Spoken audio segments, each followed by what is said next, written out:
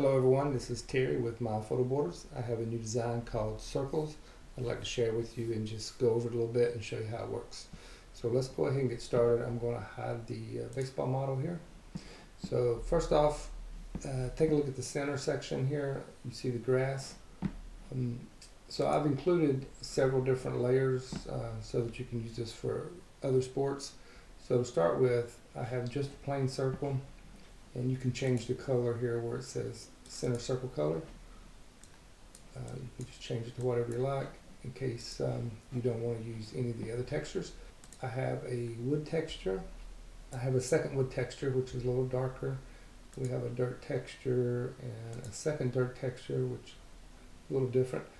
An archery texture, one for tennis, an ice for hockey, then back to the grass.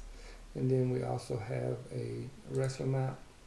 And as far as the mat color goes, you can change it here where it says mat color. So change it to whatever you like. And let's just go ahead and set it back to grass for now. And as far as the rings go, you can update the colors on those as well.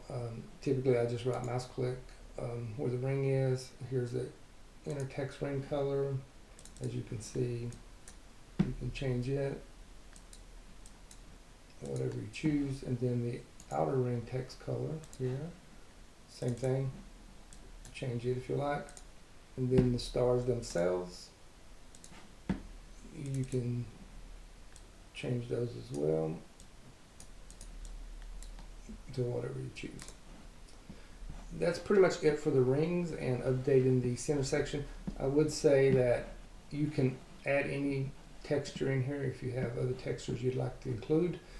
What I'd recommend doing is just dropping it inside of one of these layers here. Just create a new layer, drop it in between some of these. And then as far as masking it out, just make a selection of one of the existing circles and then just create a mask for whatever you drop in there if you want to include more textures. So,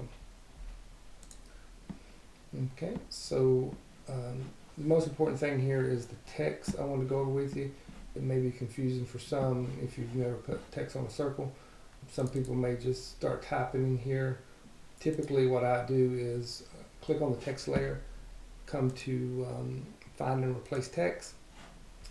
And then for example, here it says varsity baseball. So let's say we wanted it to just say baseball. So you would type in baseball here, hit change all.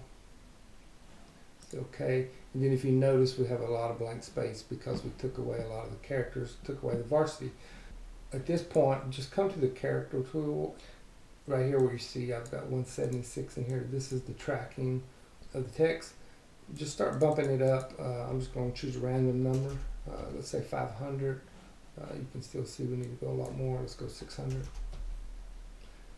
And that actually is pretty close. Maybe just back it off a little. Let's try 590. Actually 600 may be closer.